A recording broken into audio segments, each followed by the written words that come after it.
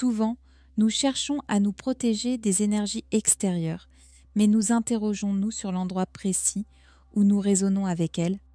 Et si nous découvrons une telle résonance, cette prise de conscience seule nous offre déjà une forme de protection.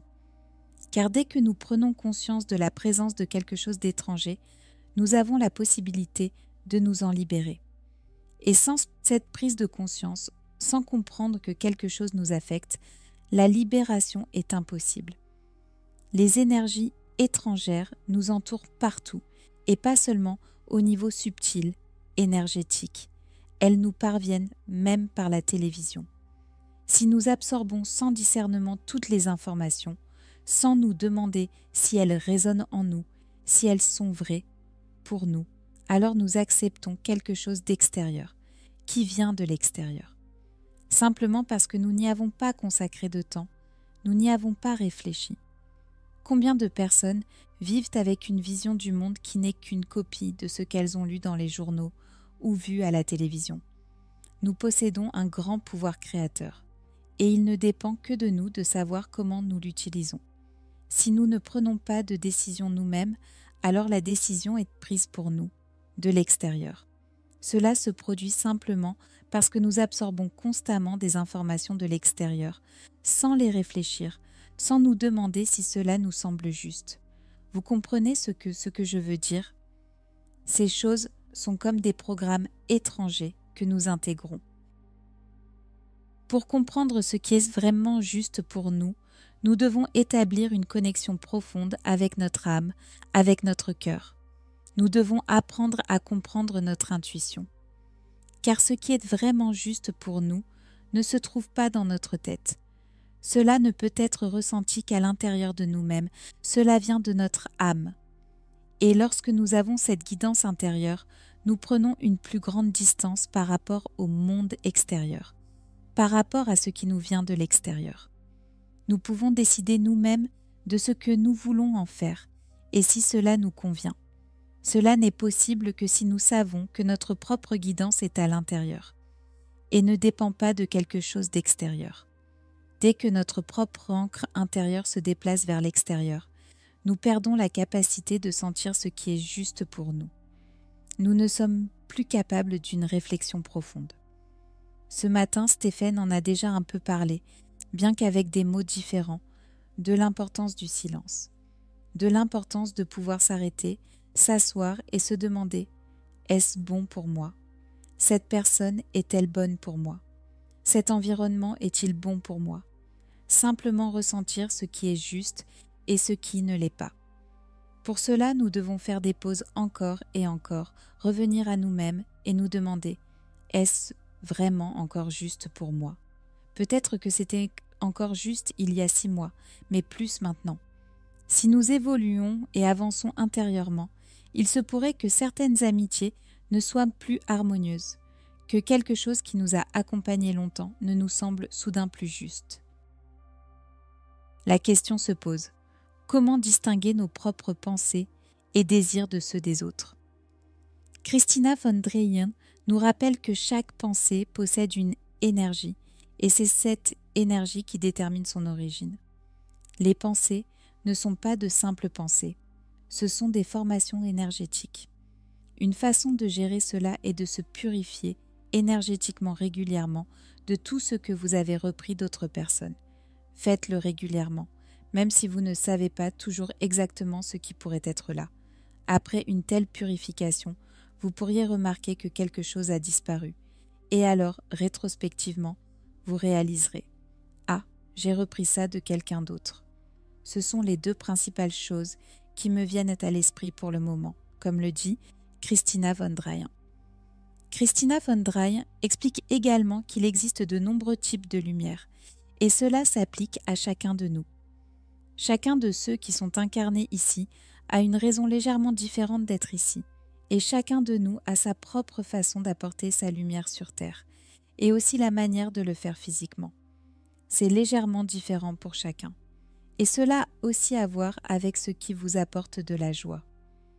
Et différentes personnes aiment différentes choses. Il y a des gens qui aiment les plantes et d'autres qui aiment peindre des tableaux. Donc chacun a sa propre façon d'apporter sa lumière sur Terre et de la partager avec les autres. Lorsque nous apportons notre lumière à notre manière, c'est comme si nous, en tant que petite partie, étions à la bonne place dans le plan divin. C'est comme une grande image avec beaucoup de petites parties, et quand elles sont au bon endroit, alors une grande image apparaît. Il en va de même pour nous. Et c'est pourquoi chacun de nous est nécessaire, parce que chacun de nous apporte quelque chose de différent. Chacun de nous a une énergie différente, et aussi physiquement, une manière différente de partager sa lumière avec les autres. Lorsque nous sentons notre guidance intérieure, nous sentons aussi ce qui est juste pour nous, et c'est quelque chose que seuls nous-mêmes pouvons ressentir. D'autres personnes peuvent nous donner des idées, mais si cette idée est juste pour nous, seuls nous pouvons le savoir en nous-mêmes. Et parce que chacun de nous a sa propre voix, il n'est pas très utile de se comparer les uns aux autres. C'est aussi une sorte de modèle dans notre société, se comparer aux autres. Et si nous ne faisons plus cela, nous revenons davantage à nous-mêmes.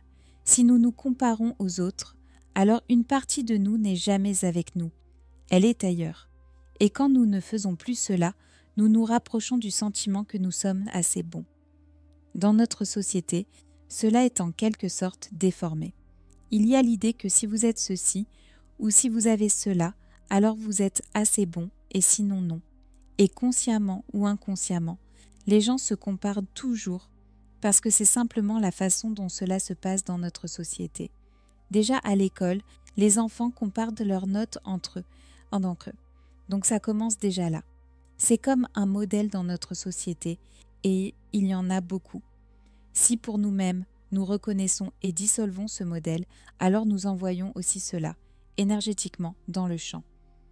Et tout ce qui est dans le champ, énergétiquement, est une sorte de travail préparatoire au niveau énergétique. Énergétiquement, un chemin est déjà tracé, et les autres qui feront la même chose plus tard l'auront plus facile, parce que ce chemin existe énergétiquement.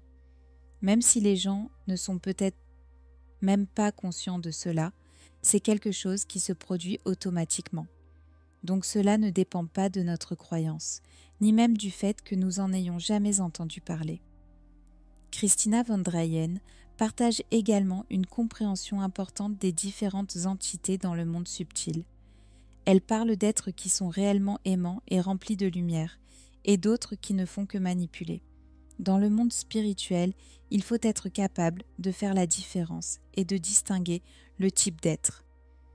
Et on ne peut pas toujours les distinguer simplement par leur apparence. Il y a aussi des êtres qui semblent remplis de lumière, mais qui ne le sont pas vraiment, parce qu'ils n'ont pas d'amour. Je pense que c'est ce que vous entendez par la vraie lumière. Comment gérer au mieux si vous vivez dans un environnement où les énergies sont complètement différentes des vôtres, et s'il est difficile pour vous de passer d'une énergie à une autre? Christina von Dreyen suggère que si vous vivez dans un endroit où l'énergie n'est pas bonne, l'idéal serait simplement de déménager, car le fait de ressentir continuellement certaines énergies pendant une longue période n'est pas agréable. Cependant, vous pouvez toujours créer un espace énergétique chez vous qui soit beau, où vous avez les énergies que vous aimez avoir, où vous avez votre propre énergie, indépendamment du fait que le voisin ou l'environnement soit également ainsi. Ainsi, chez vous, vous créez quelque chose de beau, énergétiquement. Ah oui, ce sont toutes ces oasis de lumière dont vous parlez si souvent, ces points de lumière partout sur la Terre, où chacun de nous, où que nous soyons. Les gens se demandent souvent pourquoi nous ne vivons pas tous ensemble au même endroit. Et je pense qu'il est aussi vraiment important que nous soyons distribués de manière à ce que ce réseau puisse être créé partout, fait de toutes les oasis de lumière que chacun crée pour lui-même. Est-ce ainsi? Je peux l'imaginer, oui. J'espère que ces réflexions ont trouvé un écho dans votre âme. Merci d'avoir regardé cette vidéo. Si vous avez apprécié, n'oubliez pas de mettre un j'aime, de vous abonner à la chaîne et de partager vos pensées dans les commentaires. À de nouvelles rencontres sur le chemin de la connaissance intérieure.